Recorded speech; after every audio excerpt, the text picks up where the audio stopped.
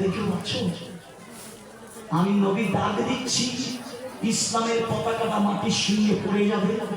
ইসলামকে রক্ষা করার জন্য, ইসলামকে বাঁচিয়ে রাখার জন্য, কোরআনকে সারা পৃথিবীর কোনায় কোনায় পৌঁছে দেওয়ার জন্য তোমাদেরকে ডাক দিয়েছি, চলে এসো।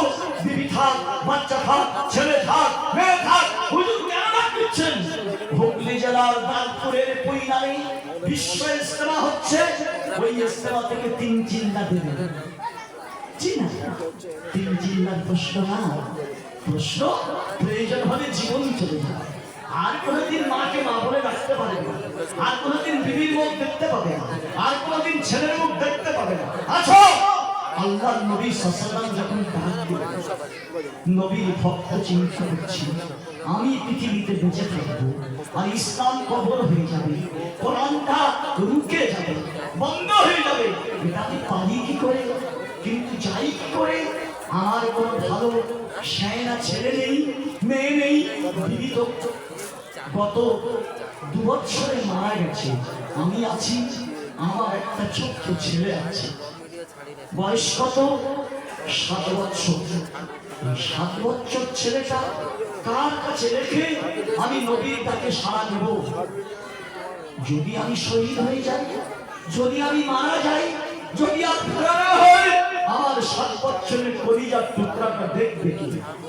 রাত্রে বসিয়েছেন, ছেলেকে বুঝাচ্ছেন, কলিজার টুকরা ইসলামকে রক্ষা করতে গিয়ে নবী ডাক দিয়েছে, তুই আমার একটু যাওয়ার অনুমতি দে, আমি ফিরে এসে তোর চোয়ালে চুমা দেবো, তোর জন্য খাবার কিনে আনবো, কোলে করে নেবো, কাঁদি করে বাজারে যাবো, অনুমতি দে। ছেলেটা যখন ইসলামের কথা শুনেছে, বলছে, আব্বু আমার একটা থাকার কোনো ব্যবস্থা করে তুমি যাও, আমার কোনো আপত্তি নাই।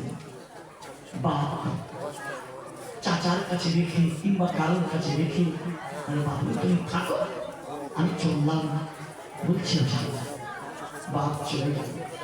ইসলামের ইতিহাস অবাক হয়ে যাবেন, ইসলামের ইতিহাস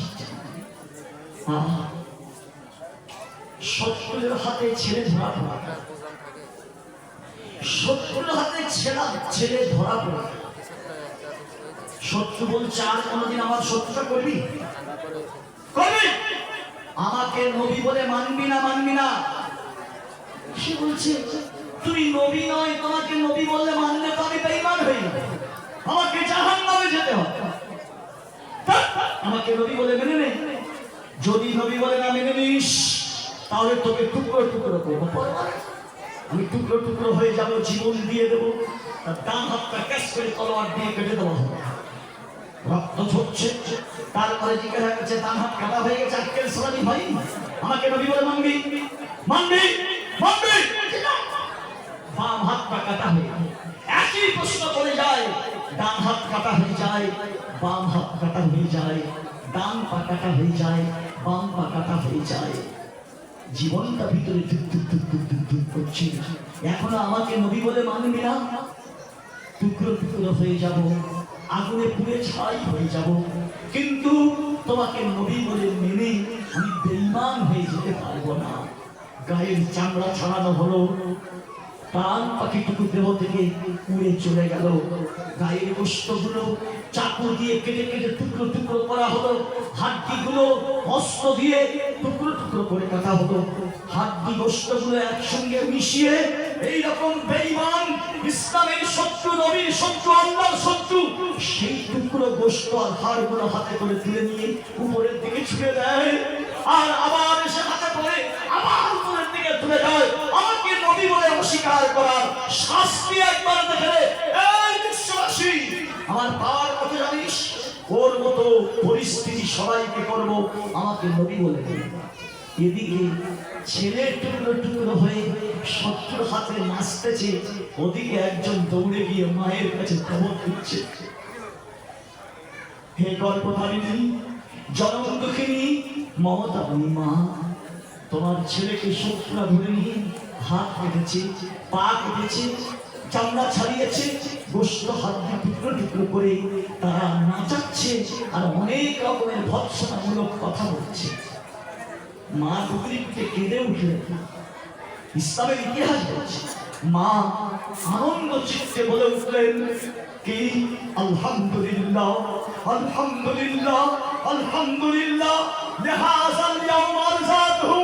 এ বিশ্ববাসী জেনে নাও, আমি ওই বাচ্চাকে 2 বছর যে দুধ পান করিয়েছি, এই জন্য করে আমি ওকে দুধ পান করিয়েছি যে আল্লাহর জন্য নিজেকে উৎসর্গ করে দেবে, আল্লাহর জন্য নিজের বডিকে টুকরো টুকরো করে দেবে, কিন্তু আল্লাহকে কোনোদিন ছাড়বে না, আল্লাহকে মজবুতির সঙ্গে ধরে রাখবে।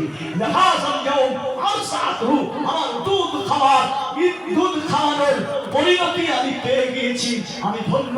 কিয়ামতের কঠিন দিনে বলবো, আমি আমার ছেলেকে এই জন্য দুধ পান করিয়েছিলাম যে আল্লাহর দ্বীনকে পৃথিবীর জমিনে সুপ্রতিষ্ঠিত করার জন্য। টুকরো টুকরো হয়ে যাবে, কিন্তু নিজে কোনোদিন স্বেচ্ছাচারিতায় গা ভাসিয়ে দেবে না। इस तरीका से इस्लाम यहाँ तक आया। चले गल बाप चले गल, 1 মাস হয়ে গেল, 2 মাস হয়ে গেল, 3 মাস হয়ে গেল, 4 মাস হয়ে গেল, 3 জিল্লা পূরণ হয়ে গেল।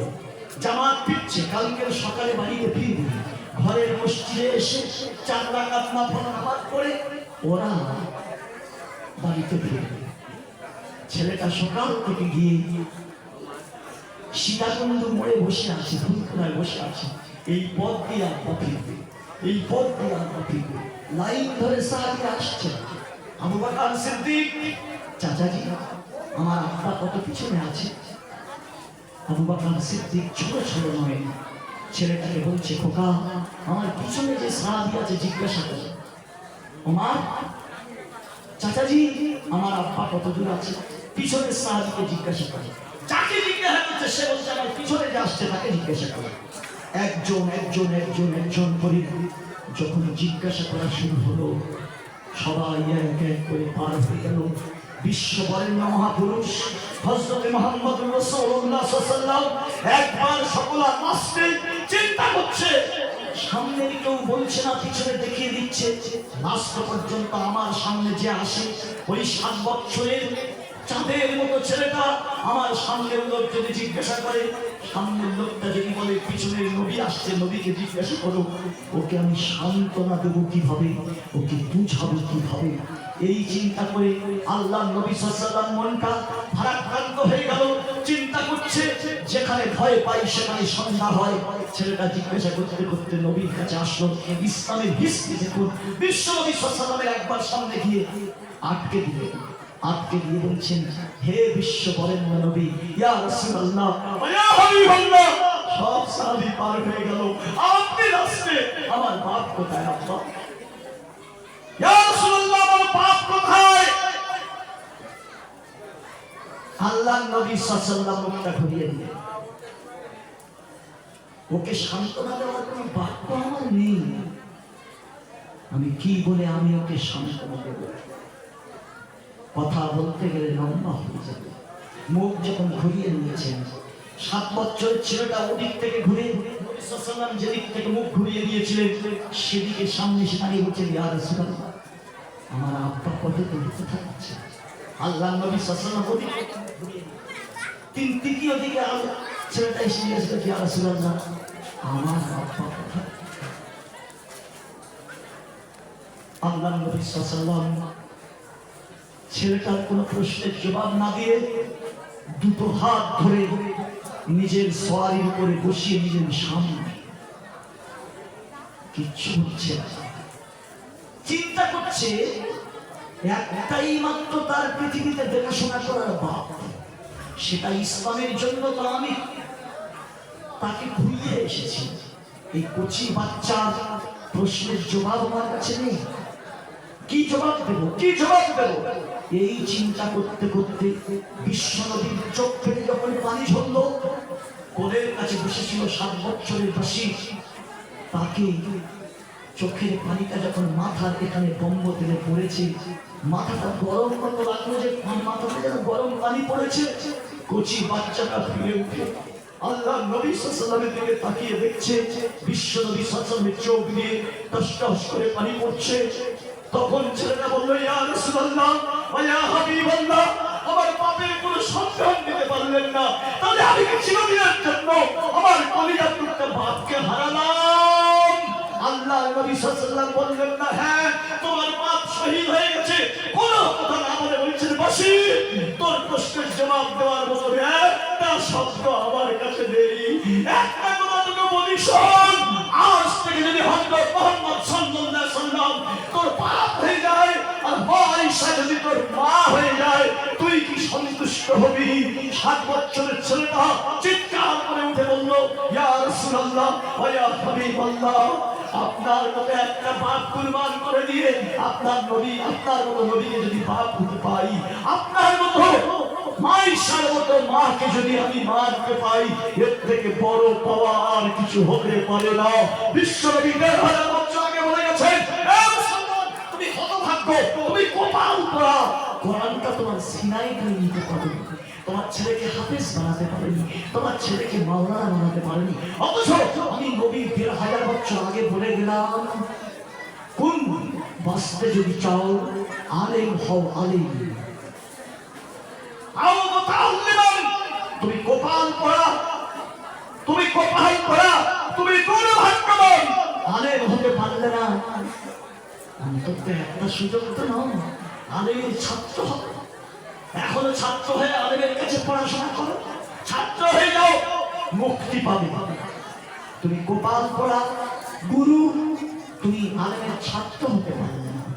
আও মুস্তামিয়ান, আলেমরা যে কোরআন হাদিসের কথা বলে তুমি সেখানে বসে দিলের কান দিয়ে শোনো, চি চি চি চি চি চি চি, আলেম হতে পারলে না, আলেমের ছাত্র হতে পারলে না, আলেমের কথা শোনার মতো তোমার ফুরসত নেই, এত বড় হতভাগ্য তুমি, এত বড় কপাল পোড়া তুমি, একটাই পড়া করা বাকি আছে, আও মুহিব্বান, ওলামাদেরকে পরিজাত থেকে বেশি ভালোবাসো, ওলা তাকুনিল খামসা, 4 নম্বরের পরে 5 নম্বরে আর কোনো ধাপ নেই, 5 নম্বরে একটা ধাপ আছে, তোমার ধ্বংসের পথে তুমি পতিত হবে, এই পৃথিবীতে তুমি লাঠির পাত্র হয়ে যাবে, ফুটবলের মতো সারা পৃথিবীতে গোলাগুলি খাবে।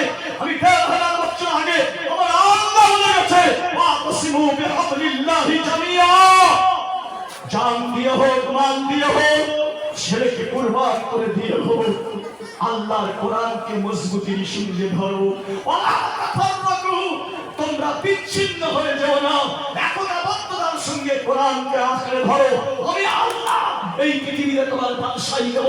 এই আমি তোকে জিজ্ঞাসা করছি, কোরআনটা যতদিন তোরা আঁকড়ে ধরেছিলিস, কিছুটা আঁকড়ে ধরেছিলিস, ততদিন ভারতবর্ষের মাটিতে সংখ্যাগরিষ্ঠ হিন্দু ভাইদের উপরে তোদের নেতৃত্ব দিয়েছিলাম, তোরা ১,০০০ বছর রাজত্ব করেছিস, শতকরায় ৯০% হিন্দু, ১ কোটির মধ্যে ৯০ লক্ষ হিন্দু, ১০ লক্ষ মুসলমান, কিন্তু ৯০ লক্ষ অমুসলিম ভাইরা বলেছিল তোমাদের কাছে কোরআন আছে, তোমাদের কাছে নবীর চরিত্র আছে, তোমাদের কাছে ইসলামিক জীবন আদর্শ আছে, দেশ তোমরা চালাও, আমরা তোমাদের নেতৃত্ব নিয়ে চলবো। 1 বছর নয়, 2 বছর নয়, 3 বছর নয়, 100, 200, 300, 400, 500, 600, 700, 800 বছর ভারতবর্ষের মাটিতে বীরের মতো মুসলমানরা রাজত্ব করেছে। আজকে তোমার প্রমাণ করতে হবে তুমি ভারতবর্ষের নাগরিক কি, কি অন্যায় করেছো তুমি। আল্লাহ নবী সাল্লাল্লাহু আলাইহি সাল্লাম মদিনার মাটিতে তখন বেঁচে আছে, ভারতবর্ষের মাটিতে প্রথম মসজিদ তৈরি হচ্ছে 629 খ্রিস্টাব্দে মসজিদ তৈরি হয় ভারতবর্ষে, প্রথম মসজিদ। তার 5 বছর পরে আল্লাহ নবী ইন্তেকাল করলেন, সেখান থেকে মুসলমানদের আনাগোনা। ডক্টর শঙ্কর দয়াল শর্মা বলে গেলেন, যে জাতি কোরআনের পাওয়ার, কোরআনের ক্ষমতায় ভারতবর্ষের মতো সংখ্যাগরিষ্ঠ দেশে আমাদের উপরে 1000 বক্ত নেতৃত্ব দিতে পারে, এটা একমাত্র কোরআনের বদৌলতে আমরা তাদের নেতৃত্ব মেনে নিয়েছিলাম। তোরা রাজা হ, তোরা মন্ত্রী হ, তোরা মিনিস্টার হ, তোরা খাদ্যমন্ত্রী হ, তোরা পররাষ্ট্রমন্ত্রী হ, এটা একমাত্র কোরআনের বদৌলতে। তুমি কত বড় গাদ্দারি কোরআনের সঙ্গে করলে। ये कुरान को आया था तस्खीर कायनात के लिए, तुमने उस कुरान को तबीज पर लगा दिया।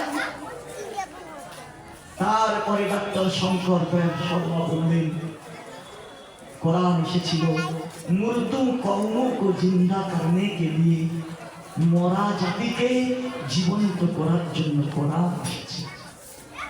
কোরআন এসেছে। এই কোরআনটা যতদিন মুসলমানদের কাছে জীবন্ত ছিল ততদিন মুসলমান সারা পৃথিবীতে 1000 বছর রাজত্ব করেছে, 1000 বছর রাজত্ব করেছে। তাই আমাদের শত্রুরা ভাবছে আবার যদি মুসলমান জান মালের বাজি লাগিয়ে কোরআনটাকে মাথায় তুলে দেয় তাহলে আমাদের পায়ের তলায় মাটি থাকবে না, সারা পৃথিবীতে ওরা রাজ করবে। তাই তাই মুসলমান কোরআনচ্যুত হয়, মসজিদ হারা হয়, কোরআন হারা হয়, নবী হারা হয়, আল্লাহ হারা হয়। তাদের আপ্রাণ চেষ্টা আমার আপনার চিন্তা করতে হবে, আমরা জান দিয়ে হোক না দিয়ে হোক কোরআনকে হেফাজত করবো। এই তোদের দুই ভাইকে আমি আলিগড় বিশ্ববিদ্যালয় থেকে এমএ পর্যন্ত পড়িয়েছি, তোরা গ্র্যাজুয়েশন পাস করে এমএ পাস করেছিস এবং দারুল উলুম মাদ্রাসায় তোরা আলেম মাওলানা হয়ে এসেছিস। কিন্তু আমি মা তোদেরকে ছাড়বো না, আমি মা তোদেরকে ছাড়বো না। তোদের দুই ভাইয়ের জামার গোলাম ধরে কিয়ামতের কঠিন দিনে আল্লাহর সামনে দাঁড় করিয়ে বলবো, আল্লাহ এই দুটো ছেলেকে এরা যখন আমার পেট থেকে পৃথিবীতে ভূমিষ্ঠ হয় আমি কোনোদিন বিনা উজুতে এদের দুধ পান করাইনি, উজু অবস্থায় এদেরকে দুধ পান করিয়েছি। এত কষ্ট করে যাদের লালন পালন করেছি, বাপ হারা দুই সন্তানকে নাকে পেটে পাথর বেঁধে এদেরকে লেখাপড়া শিখিয়ে এদেরকে একটা টপ প্রান্তের শিক্ষিত মাওলানা জেনারেল লাইনের শিক্ষিত আমার করেছি। কিন্তু হতভাগ্য দুই ছেলে আমার দুধের ঋণ পরিশোধ করেনি। আল্লাহ যে শাস্তি দিলে হয় করে দেও। মায়ের এই কথা শুনে দুটো মাওলানা ছেলে হাওড়া করে কেঁদে বললেন, মা কিয়ামতের কঠিন দিনে যেদিন কেউ কারণ থাকবে না আমাদের দুই ভাইয়ের বিরুদ্ধে খোদার কাছে নালিশ দিলে মায়ের নালিশে আমরা কোনোদিন জান্নাতে যেতে পারবো না। মা তোমার কাছে অনুরোধ করছি তুমি একবার মন করে বড় নিয়ে দেখি, তোমার দুধের ঋণ পরিশোধ করতে গেলে আমাদের কি কাজ করতে হবে, আমরা কি করবো তুমি বলো। গর্ভধারিণী জনম দুঃখিনী মমতাময়ী মা সেদিন বলেছিল, দেওবন্দের প্রথম ছাত্র তিনি বুঝতে পেরেছিলেন ভারতবর্ষে ব্রিটিশ কোরআনের শত্রু সেটে এসেছিল। কোরআন তাকে পৃথিবীর মুসলমানদের কাছ থেকে কেড়ে নেওয়ার জন্য ভারতবর্ষে এসে তার ভারতবর্ষের স্বাধীনতাকে ছিনিয়ে নিয়েছিল। বিশ্বাসঘাতক বেঈমান কোরআনের শত্রু, আল্লাহর শত্রু, নবীর শত্রু, ইসলামের দুশমন ওদেরকে ভারত থেকে চিরদিনের জন্য বিতাড়িত করার জন্য সেনা দলে তোমাদেরকে নাম লিখাতে হবে। তোমরা যদি ওদের সঙ্গে যুদ্ধ করতে করতে মেশিন গানের গুলিতে তোমরা যদি শহীদ হয়ে যাও কিয়ামতের কঠিন দিনে বলবো, আমার দুটো ছেলেকে মানুষ করেছিলাম, এরা আমার দুধের ঋণ পরিশোধ করেছে, আল্লাহ ওদেরকে জাহান্নামে দিও না।